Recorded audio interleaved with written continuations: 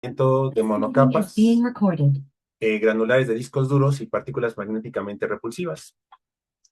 Vamos a empezar hablando acerca de los fenómenos de fusión. Vamos a centrarnos primero en una característica que se ve en sistemas tridimensionales. Cuando estudiamos los fenómenos de fusión en sistemas tridimensionales, como puede ser algo tan básico como el derretimiento de un bloque de hielo, lo que se observa son transiciones de primer orden, en el que únicamente se tiene la fase sólida y se pasa a la fase líquida sin más, ¿no? De manera abrupta. Vamos a tomar esta idea, vamos a tomar este fenómeno de fusión y ahora vamos a migrarlo a la parte bidimensional. ¿Qué pasa con materiales lo suficientemente o con un ancho tan pequeño que se pueden considerar como materiales bidimensionales? ¿Qué sucede en el derretimiento de este tipo de materiales? Entonces, bajo ciertas condiciones, la riqueza del derretimiento en sistemas bidimensionales proviene de la posibilidad de la aparición de fases intermedias que evita que tengamos transiciones de primer orden. Y estas fases intermedias pues vienen mediadas por defectos topológicos, algo que no ocurre típicamente en sistemas tridimensionales. Hay una teoría que habla acerca de este tipo de fenómenos de fusión bidimensional con una fase intermedia, que es la teoría formada o es la teoría que tiene los apellidos, ¿no? De los investigadores Koster y Stowles, Halper y Nelson Young, la teoría KTHNY, en la cual pues describen, caracterizan, encuentran esta fase intermedia entre el sólido y el líquido. Vamos a hablar un poquito más a detalle de esta teoría. Dice que el mecanismo de derretimiento, bueno, como bien dijimos que está mediado por defectos topológicos, específicamente cómo es que se da. Entonces, vamos a partir del cristal hexagonal bidimensional, que tiene tanto un orden translacional y orientacional de largo alcance. Conforme se da la fluctuación térmica para provocar el derretimiento, se empiezan a formar disclinaciones o defectos topológicos, que son partículas en las cuales ya no se tienen los 6 vecinos que se tenía en la fase sólida, en la fase cristalina, mejor dicho, sino que aparecen partículas con vecinos, con 5 y 7 vecinos. Este tipo de partículas se le conoce como disclinación de 5 y 7 vecinos respectivamente, o disclinación negativa para 5 vecinos y disclinación positiva para 7 vecinos. Pero no, más aún, estas disclinaciones aparecen ligadas a este par de 5-7, se le conoce como dislocaciones. Entonces, la secuencia dice así, o sea, tenemos el cristal hexagonal y después aparecen los pares ligados 5-7, o sea, aparecen dislocaciones, perdón. Sigue la fluctuación térmica y estas dislocaciones empiezan a proliferar, ¿no? Como se ve en este esquemita en la lámina 3, en la imagen 3. En este momento se pierde el orden translacional de largo alcance, pero se conserva el orden orientacional. Y esta fase intermedia es la conocida o la llamada fase exática. Sigue la fluctuación térmica y estos pares empiezan a disociarse en disclinaciones libres 5-7, para que finalmente se pierda todo el orden, tanto translacional como orientacional. Recordar que ya solamente quedaba el orientacional, se acaba perdiendo y se tiene este líquido isotrópico, ¿no? Entonces tenemos ya aquí una fase intermedia entre el sólido y el líquido.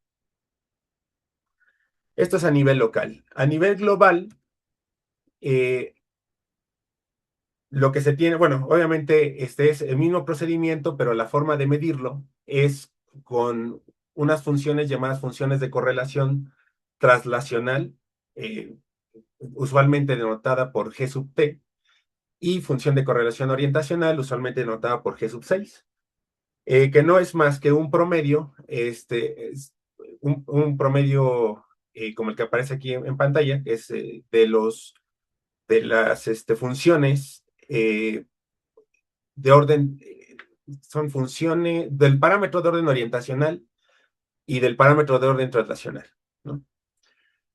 De acuerdo a la teoría KTHNY, para poder caracterizar tanto la fase cristalina, exática y el líquido isotrópico, estas funciones tienen el siguiente comportamiento. Cuando estamos en la fase cristalina, la función de correlación translacional, perdón, la función de correlación orientacional se mantiene constante, o sea, no tiene un decaimiento. Mientras que la función de correlación translacional empieza a tener un decaimiento de manera, de forma eh, R a la A, o sea, eh, ¿cómo se llama esta función? Un decaimiento algebraico, bueno, con una potencia P, ¿no? Esto es en la fase cristalina. Cuando estamos en la fase exática, la función de correlación orientacional cae de forma algebraica y la función de correlación translacional cae de forma exponencial, o sea que ya se pierde totalmente el orden translacional, pero se conserva el orientacional, ¿no? O sea, cae, pero no cae de forma tan abrupta. Y en la fase líquida, en el líquido isotrópico, termina la función de correlación orientacional termina por caer de forma exponencial y eso es indicador de que ya no se tiene ningún tipo de orden, ¿no? Ni translacional ni orientacional.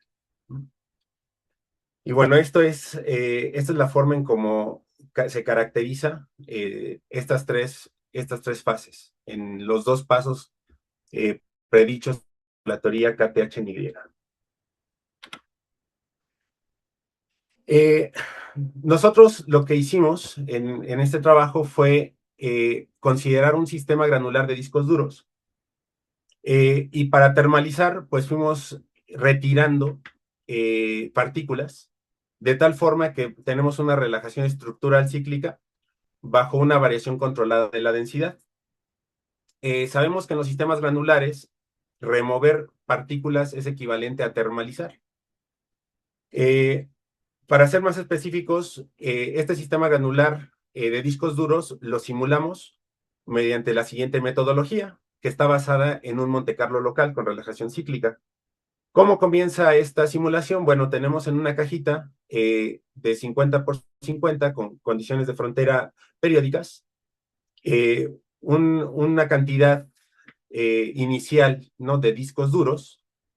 Después, de manera aleatoria, seleccionamos una partícula y la perturbamos mediante el método de Monte Carlo con la condición de evitar los traslaves, ¿no? Cada una de los intentos de reacomodo se le conoce como sweep. Nosotros utilizamos eh, sweeps, o sea, entre cada paso 10 a la 4 sweeps en cada ciclo. Y una vez que terminó estas perturbaciones locales, medimos el factor de empaquetamiento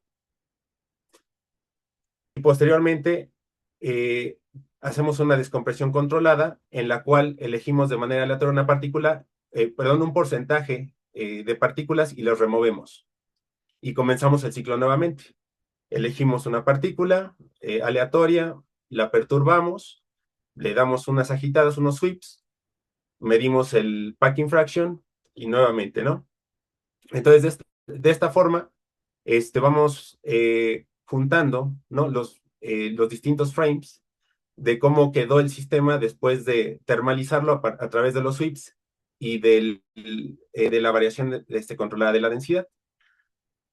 A cada uno de estos frames generados los caracterizamos con las funciones de correlación tanto translacional como orientacional con el fin de detectar pues la fase exática, bueno, tanto caracterizar la fase sólida, exática y la líquida. En este par de gráficas se tiene justamente las funciones de correlación, tanto traslacional como orientacional, eh, y cada una de ellas eh, es una serie caracterizada, o mejor dicho, la serie está dada por su packing fraction. Entonces aquí podemos ver que conforme vamos bajando el packing fraction, las curvas van decayendo de forma cada vez más pronunciada, o sea, van eh, convergiendo, ¿no? Su caída hacia una caída exponencial. La teoría KTH-Y dice lo siguiente, eh, la transición, vamos a encontrar la transición entre el sólido y la fase exática en aquella curva que decaiga con una ley de potencias R a la menos un tercio, ¿no?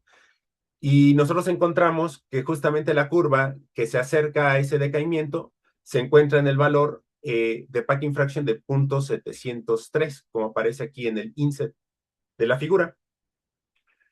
En este mismo inset aparece como referencia el valor cercano al empaquetamiento máximo, de forma comparativa a cómo se ve el comportamiento constante en el cristal, ¿no? O sea que no cae, en otras palabras.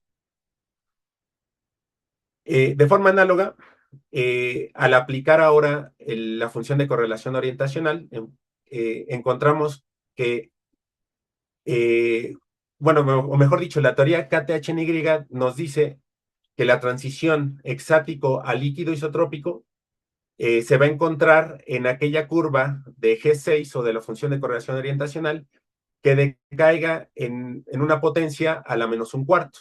Y nosotros encontramos que justamente la curva que decae con potencia a la menos un cuarto se da con el factor de empaquetamiento de 0.695, ¿no? Ligeramente menor al packing fraction de la transición sólido-exático.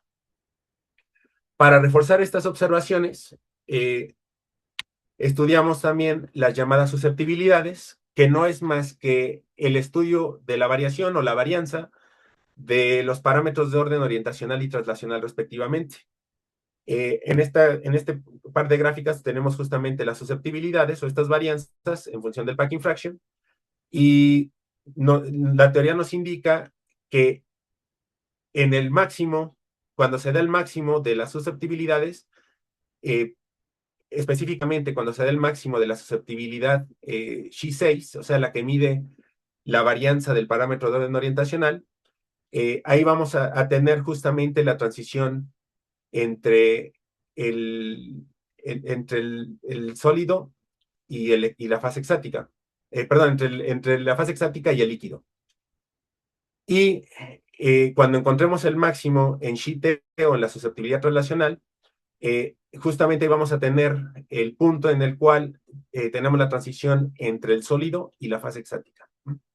Entonces, en este par de curvas, podemos observar justamente que los valores de packing fraction coincidieron con lo que registramos o lo que observamos en las caídas de las funciones de correlación traslacional y orientacional de la lámina anterior.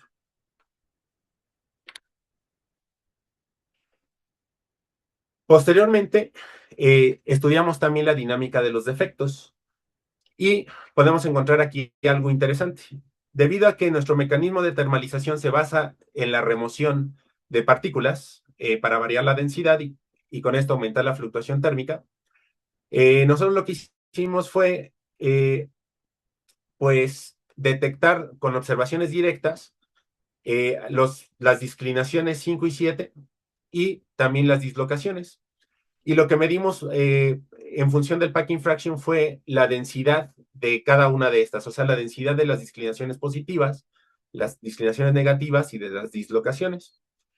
Y encontramos esta curva, bueno, que tenemos en la parte derecha, en la cual podemos observar algunas diferencias sutiles con respecto a lo que dice la teoría KTH-Y. ¿En dónde están las diferencias? Bueno, vamos a ver un poquito cómo es la película del derretimiento. Nosotros arrancamos de un cristal hexagonal y al remover las primeras partículas, tenemos vacancias inducidas mecánicamente, ¿no? que de hecho esto lo podemos observar en la imagen del inciso A, en donde en circulitos punteados, pues podemos observar ahí que tenemos una, o sea, son la remoción de las partículas, pero las partículas circundantes de la vacancia son tan estables que no se destruyen y mantienen el hueco. Pero al momento de registrar los vecinos, que de hecho lo hacemos a través de una triangulación de Delanois, podemos observar que aparecen ahí algunas dislocaciones, pero en realidad estas son generadas o son inducidas por el mecanismo, por dos cosas, el mecanismo de remoción de partículas y que es muy denso, o sea, hay muchísimas partículas que evitan que esos huecos pues desaparezcan. Posteriormente, al continuar la remoción de las partículas y con ello ir calentando el sistema, observamos justamente en el frame en el cual tuvimos lectura con las susceptibilidades y las funciones de correlación orientacional y traslacional, podemos observar aquí que hay una coexistencia temprana entre dislocaciones y disclinaciones. Y esto se da, la lámina B, o la imagen B, mejor dicho, es justamente el punto en el cual nuestras funciones de correlación, en este caso la traslacional, nos indicó que es el cambio entre sólido y exático, ¿no? Entonces aquí tenemos coexistencia, pero es justamente por esa remoción de las vacancias o de esos espacios que de pronto hay, y pues eso hace que no aparezcan los pares juntos. O sea, que no todas las disclinaciones estén emparejadas, debido a que estos huequitos pues los alejan, ¿no? Pero estos huequitos pues son los que estamos generando para termalizar. Ya que es un error, ya que... ¿Sí? Después, continuando con el mecanismo de termalización, tenemos una imagen en donde tenemos la fase exática, que es el inciso C, en la cual, si bien hay una coexistencia temprana entre dislocaciones y disclinaciones, en el inciso C las disclinaciones proliferan, de tal forma que llegan a un máximo, que lo vemos en la imagen del inciso D, y es justamente en este punto en donde ya comienza la fase, o sea, el cambio de fase entre exático y líquido. Entonces podemos observar de la lámina D a la E eh, que las disclinaciones empiezan, o sea, estaban en forma de dislocación, empiezan a disociarse, ¿no? Sigue la termalización y podemos observar finalmente en la imagen F que ya tenemos, bueno, ya es un líquido isotrópico, todavía algunas disclinaciones, pero ya son las mínimas. Perdón, hay algunas dislocaciones, pero ya son las mínimas. En realidad ya está lleno de dislocaciones libres, de consecuencia de que ya se disociaron.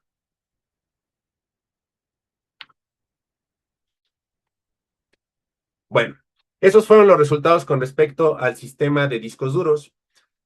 Nosotros proponemos también un modelo granular mediante discos que modelan un sistema suave. Son discos que tienen en medio un imán y están circundados en el sistema experimental por bobinas para inducir repulsión magnética. Al tener este tipo de características, pues los discos ya no poseen un diámetro geométrico, sino que ahora tenemos un diámetro efectivo. Y pues, por lo tanto, pues nos pueden modelar un sistema de disco suave. Las características del sistema experimental de manera general o global son las siguientes. Es un experimento que consistió en 169 discos anulares de acrílico confinados dentro de una frontera hexagonal rígida sobre una mesa de aire para reducir significativamente la fricción y restringir el movimiento a dos dimensiones, ¿no? Permitiendo estudiar dinámicas colectivas en un entorno cuasi bidimensional. Las partículas cuentan con una interacción dipolar repulsiva debido al imán que tienen de neodimio que contienen en su centro. Y pues tienen asociado un momento magnético orientado perpendicularmente a la base, a la mesa. Esta configuración genera interacciones dipolares repulsivas de rango finito entre las partículas, produciendo un sistema suave análogo al modelo de discos duros, ¿no? El, la dinámica es inducida mediante un campo magnético oscilante generado por las bobinas que podemos observar en, en la frontera. Y este forzamiento externo produce movimiento colectivo y reorganizaciones estructurales que actúan como una forma efectiva de agitación térmica en un sistema no equilibrado, ¿no? Y al ser un sistema granular, termalizamos también con la remoción de estas partículas cada cierto tiempo. Eh, Les voy a colocar aquí un pequeño video adelantado de cómo se observa o cómo se observó un experimento en este sistema que proponemos.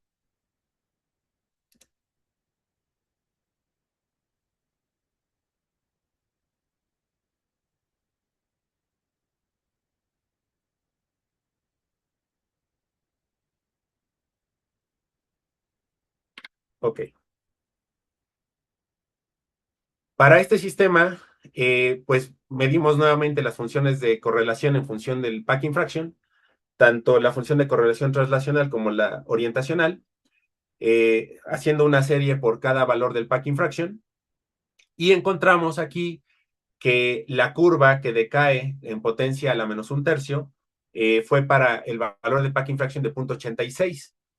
De manera análoga, la curva que decae con una potencia a la menos un cuarto, la cual indica el cambio exático líquido, la encontramos con un valor de packing fraction de 0.849. Lo primero que observamos de diferencia a lo que hicimos en el sistema de discos duros es que estos valores son o se dieron de manera, o sea, están renormalizados. O sea, si el valor del packing fraction de un cristal es de 0.906, están muy pegados a ese valor, cosa que en el sistema de discos duros estaban más alejados, estaban en alrededor de 0.70. Al medir las susceptibilidades en este sistema experimental, encontramos que, a diferencia del sistema de disco duro, aquí tenemos un poquito de mayor fluctuación, ¿no? De hecho, en el sistema de disco duro teníamos los máximos mejor definidos, acá tenemos una mayor cantidad de máximos locales, ¿no? Esto revela un paisaje de fluctuaciones mucho más complejo que en el sistema ideal de discos duros.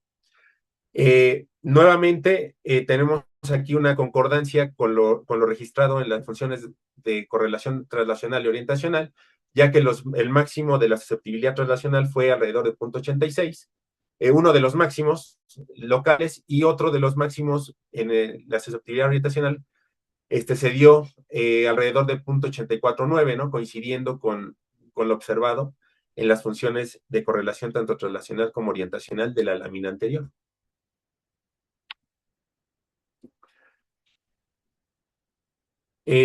Bueno, otra cosa que podemos comentar sobre estas susceptibilidades es que es la necesidad justamente de complementar este tipo de información, o sea, de no quedarnos solamente con las susceptibilidades, debido a que si bien hay una mayor cantidad de máximos locales, no nos podemos ir con la finta de que cada uno de ellos nos indica cambios de fase, debido a que, debido a que aquí, por la naturaleza del sistema repulsivo, pues tenemos una mayor cantidad de fluctuaciones, y estos máximos no necesariamente atienden al cambio de fase, ¿no? Pueden estar atendiendo a este tipo de fluctuaciones o de ruido que hay en el sistema. Por esa razón es muy importante complementar la información y no quedarnos solamente con las susceptibilidades, sino que también medirle las funciones de correlación, tanto orientacional como translacional. De forma análoga, también reportamos observaciones directas y también la gráfica de la fracción de defectos en función del packing fraction. Podemos observar aquí, que la historia aquí eh, es similar a lo que vimos en la simulación, similar, pero con la diferencia o la gran diferencia de que ahora tenemos estos cambios de fase con packing fraction mucho mayores a los reportados en el sistema de discos duros. Entonces, en la lámina A, pues tenemos solamente el cristal hexagonal perfecto. En la lámina B tenemos cómo se observa justamente el cambio entre sólido a hexático y podemos observar que por el mecanismo de remoción no tenemos únicamente dislocaciones, sino tenemos una coexistencia temprana entre dislocaciones y disclinaciones. Después, la parte de disclinaciones empieza a proliferar y aquí es donde tenemos la fase hexática en la imagen C.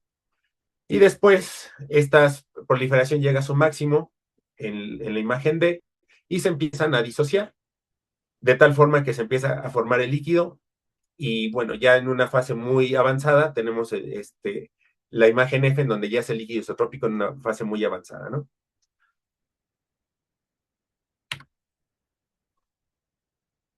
Bueno, a partir de esta lámina, pues vamos a empezar a hacer comparativa entre la simulación o el sistema granular de discos duros y nuestro sistema experimental de discos suaves.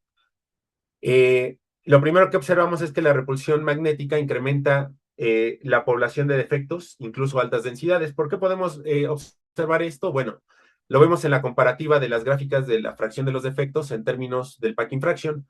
Podemos observar en la gráfica de la izquierda, que corresponde a la simulación con discos duros, que los valores están, o sea, si vamos al eje Y, los valores están por debajo de los valores del eje Y de la gráfica correspondiente al sistema experimental, punto 30 versus punto 35, ¿no? Y de hecho al inicio los valores están muy pegados a cero, ¿no? Aquí tenemos una pequeña subida, la cual atribuimos justamente a estas vacancias generadas mecánicamente por la remoción de los discos y aparte por tener demasiadas partículas en nuestro sistema.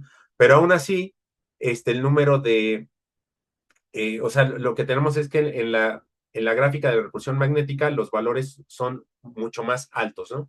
Lo cual nos indica que hay un aumento de efectos en este modelo de discos repulsivos. Otra observación que tenemos al comparar ambos sistemas, bueno, es la que ya habíamos nombrado, que es que los cambios de fase se dan hacia valores de packing fraction mucho mayores en el sistema repulsivo que en el de disco duro.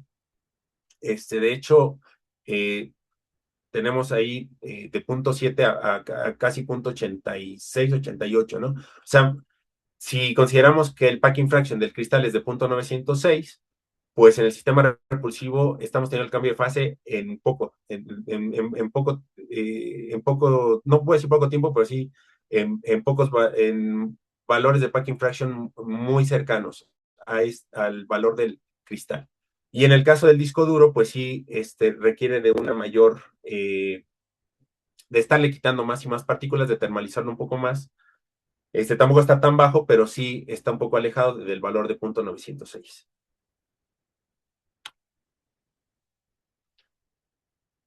Otro aspecto para comparar estos dos sistemas, pues lo tenemos en la limpieza, por así decirlo, de las curvas de las susceptibilidades. Podemos observar que hay mucho menos fluctuación en el sistema duro y en el sistema repulsivo, pues tenemos más fluctuaciones, lo que habíamos visto acerca de los máximos locales, que obviamente se lo atribuimos a estas interacciones magnéticas que está existiendo entre las partículas mismas y las bobinas que instalamos.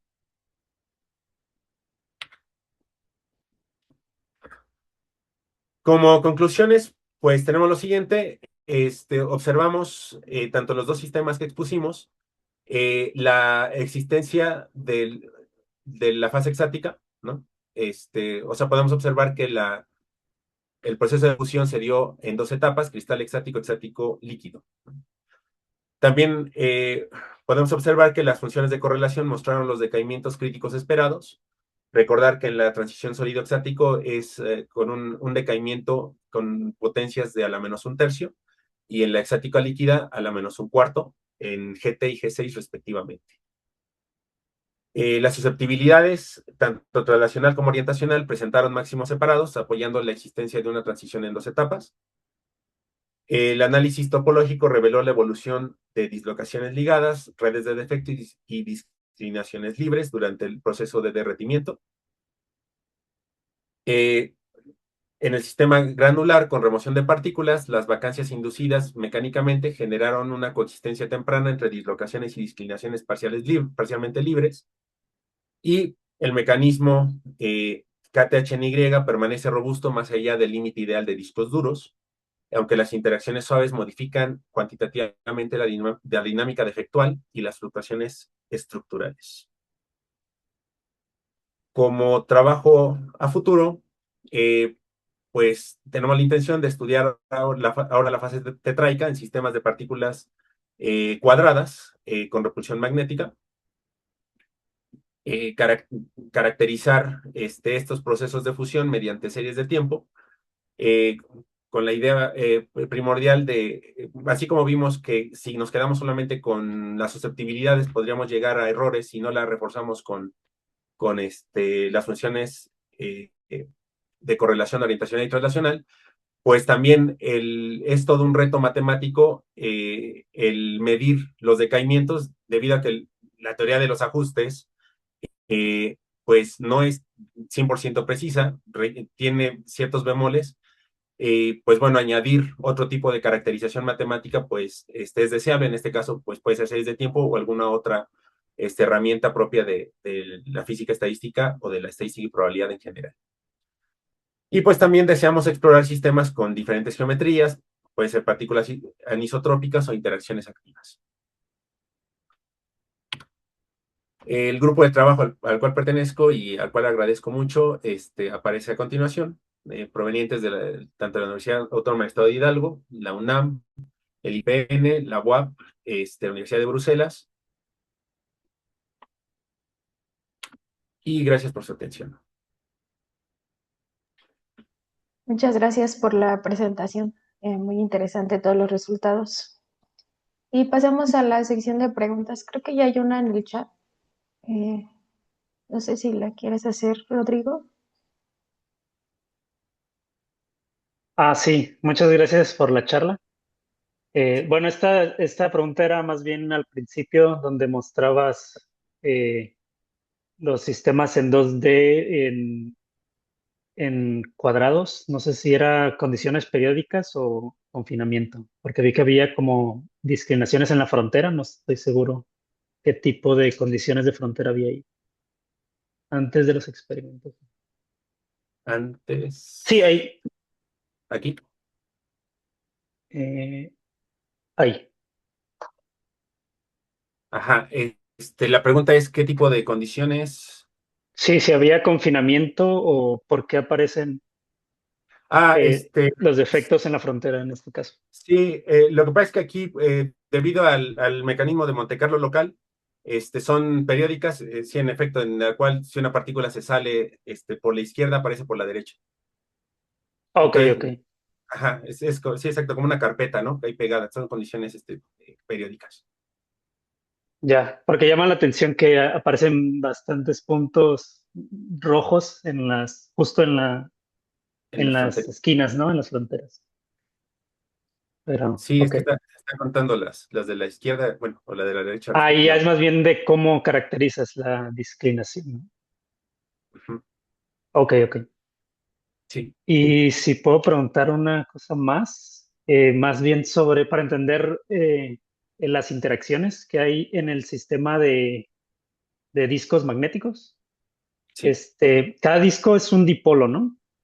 sí, Y un dipolo, o sea, puede tener interacciones atractivas o repulsivas, ¿no? También. sí. Eh, pero acá la repulsión es más bien por el acrílico que tienen, ¿verdad? Eh, Bueno, en realidad es las bobinas que están actuando con una señal senoidal. Este, sí, nada más para tratar de entender cómo funciona la repulsión ahí. Porque, o sea, si yo me ajá, imagino dos dipolos, ajá, o sea, tenemos ahí un pues, diámetro pueden efectivo, ¿no? atraerse o repelerse dependiendo de cómo estén acomodados, ¿no?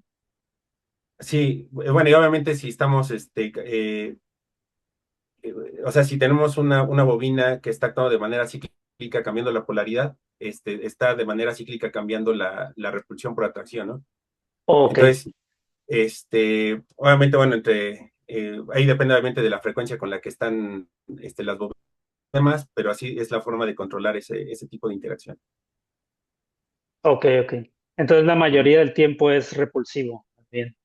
O ustedes lo inducen a que sea, que tenga un cierto tipo de atracción o repulsión. Bueno,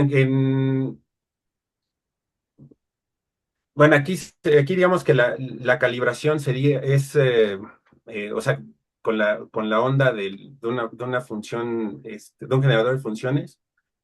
Mm, Y bueno, en realidad eso así como que controlar que siempre sea repulsivo o atractivo o tal, o sea, realmente las ponemos, digamos, a danzar de manera cíclica.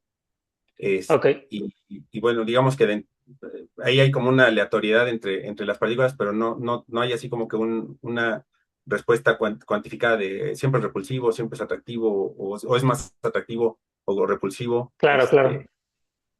Ok.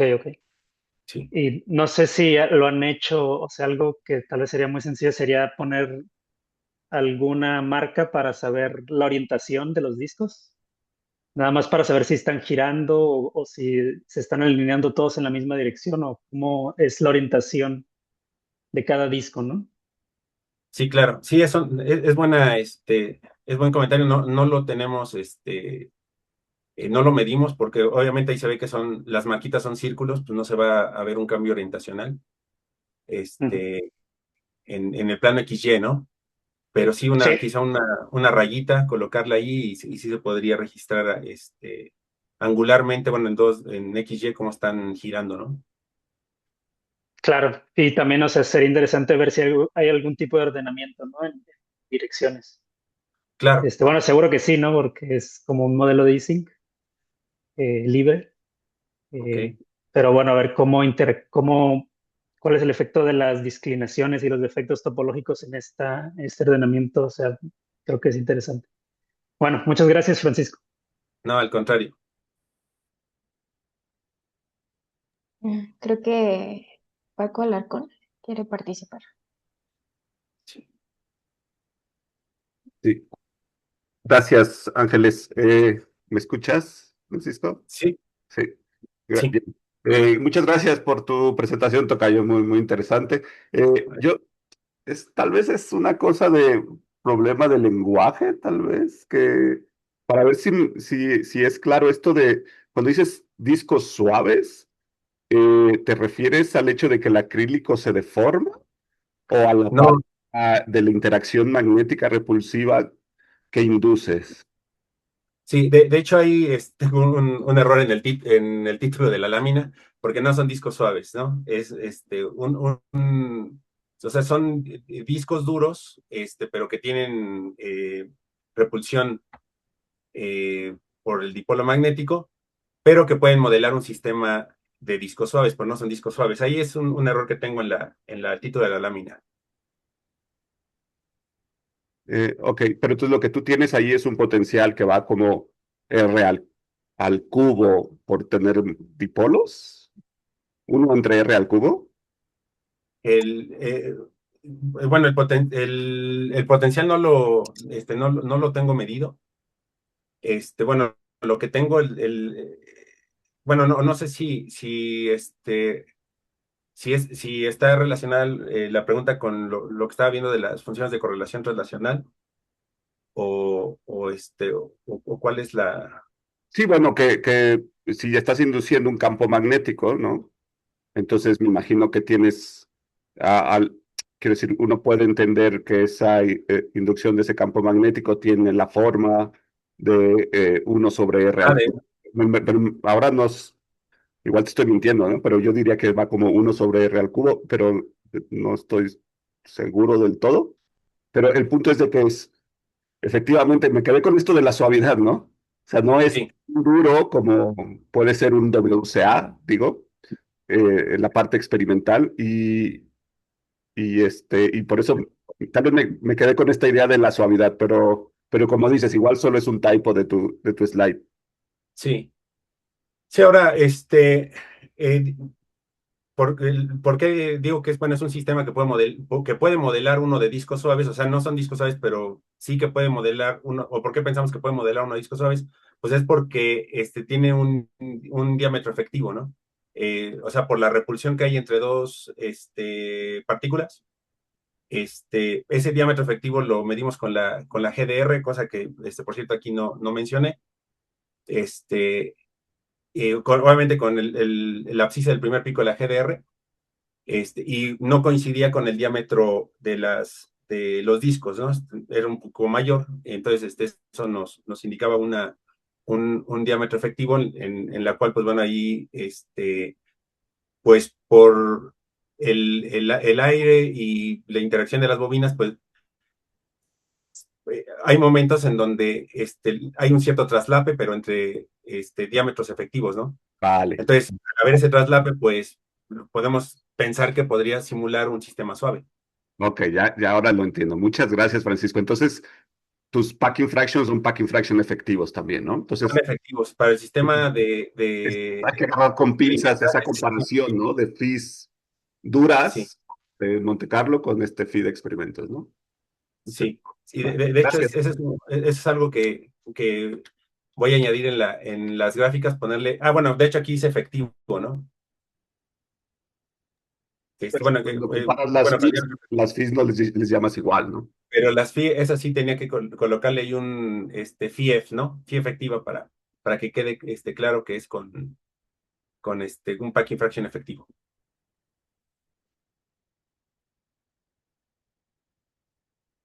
Sí. Gracias, gracias. Sí. No sé si alguien tenga otra pregunta.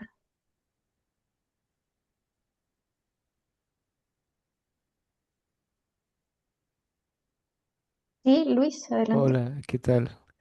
Eh, bueno, una disculpa, yo me perdí un poquito, o me perdí bastante más bien durante la presentación, pero ¿puedes volver a tu diapositiva 8, por favor? Ajá. Ahí lo que entiendo es que hay una transición de fase que está mediada por ese parámetro de orden de fracción de defectos o algo así. Ah, bueno, por la O- aparición de disclinaciones. Ah, ok. O sea, pero, o sea, eso es, esa fracción de defectos se podría entender como un parámetro de orden del sistema o algo así. No sé, a lo mejor estoy muy ¿Un perdido. parámetro O de qué, sea, perdón? de orden del sistema. Eh, no sé si propiamente llamarle así. Ujú. La idea es que, o sea, la aparición de estos defectos topológicos, o sea, las dislocaciones, las disclinaciones y tal, median el cambio de fase. Son mediadores del cambio de fase. Y en esa lámina, esa gráfica que está ahí, lo único que hacemos pues, es medir la aparición o la densidad de estos defectos topológicos, y únicamente, o sea, para confirmar que se tienen los cambios de fase, no utilizamos en sí esta información, lo que utilizamos son estas de acá, tanto estas funciones de correlación como las susceptibilidades. Entonces, en sí, no lo tomamos como descriptor del cambio de fase, únicamente lo que hacemos es ir traqueando, o ir registrando la aparición de estos defectos topológicos, y pues de manera observacional, que de hecho aquí vemos que hay una coincidencia o sea, la subida de de las disclinaciones y dislocaciones esa región de subida coincide con la región de la fase exática predicha por estas funciones de correlación, que están en las láminas anteriores. Ok. Y algo habías mencionado sobre que digamos, ese piquito al final, digamos, esa subida, Ujú. em, por qué aparece ahí? Sí, nosotros le atribuimos esta pequeño máximo local chiquitito, debido a que Mira, aquí estamos muy cerca de la fase cristalina y recordar que nosotros estamos calentando, removiendo partículas. Entonces, estamos en este piquito que está muy, muy cerca de la fase cristalina, tenemos muchas, muchas, muchas partículas y pocas vacancias. Entonces, no, me imagino que debe estar en la literatura ese resultado, pero en un sistema muy denso, bueno, que en red hexagonal, si uno le remueve una partícula esférica circundada por seis, es como, no sé si es un efecto mecánico, no sé, pero es demasiado complicado que esa vacancia, o sea, es muy estable, se mantiene en el tiempo, por más que uno esté perturbando, se mantiene. Entonces, este piquito se lo atribuimos justamente a ese fenómeno por estar removiendo algunas partículas y por tener muchas todavía circundantes, tenemos vacancias estables, ¿no? Entonces, ese piquito lo atribuimos por vacancias generadas, pero que o sea, que son muy estables y no se pueden, no se destruyen, pero por efectos mecánicos, vamos, y no tanto por fluctuación térmica. Ya después, conforme uno va bajando la concentración, se empiezan a liberar espacios y ya esas vacancias se empiezan a liberar y se pierde, ¿no? Por eso es que baja esa cantidad de defectos. Pero eso es a lo que se lo atribuimos realmente ese piquito. Bueno, muchas gracias por su respuesta. No, al contrario. No sé si hay más preguntas.